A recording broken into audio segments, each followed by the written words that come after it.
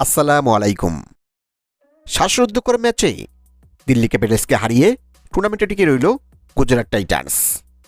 গুরুত্বপূর্ণ এই ম্যাচে দিল্লি ক্যাপিটালসকে হারিয়ে আইপিএলের পয়েন্ট টেবিলে মোটামুটি উপরের দিকে উঠে আসলো গুজরাট টাইটান্স এবং তাদের এই জয়ে আইপিএলের পয়েন্ট টেবিলে এসেছে নতুন করে পরিবর্তন।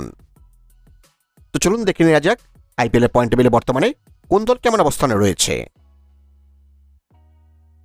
পয়েন্ট টেবিলের 10 নম্বর অবস্থান করছে চেন্নাই। একের মধ্যে তার ম্যাচ খেলেছে 3টি, যেখানে জয় নেই কোনো, হার 3 ম্যাচেই। তাদের নেট রান রেট -2.517, তাদের পয়েন্ট 0।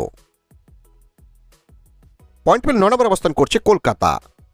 তারাও ম্যাচ খেলেছে 3টি, জয় নেই কোনো, ড্র 1 ম্যাচে, হার 2 ম্যাচে। তাদের নেট রান রেট -1.964, তাদের পয়েন্ট 1। পয়েন্ট টেবিলে 8 নম্বর অবস্থান করছে বোম্বাই। তারাও ম্যাচ খেলেছে 3টি, তবে জয় পেয়েছে 1টি, হার 2 ম্যাচে। তাদের নেট রান রেট -0.715, তাদের পয়েন্ট বর্তমানে 2। পয়েন্ট পেলে বর্তমান 7 নম্বরে রয়েছে লখনৌ। এখন 2 ম্যাচ খেলেছে তারা, জয় যেখানে 1 ম্যাচে, হার 1 ম্যাচে। তাদের নেট রান রেট -0.542, তাদের পয়েন্ট বর্তমানে 2।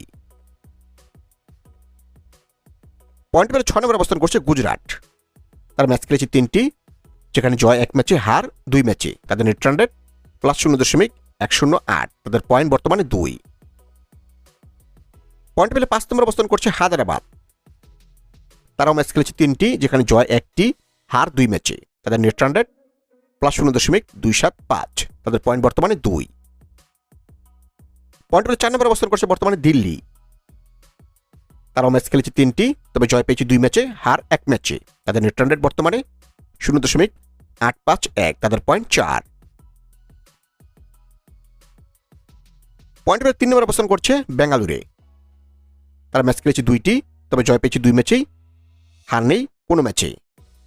তাদের নেট রান রেট +2.501, তাদের পয়েন্ট বর্তমানে 4।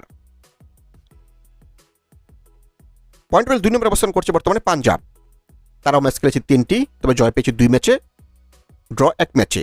তবে হারেনি তারা কোনো ম্যাচে। তাদের নেট রান রেট +0.637, তাদের পয়েন্ট বর্তমানে 5।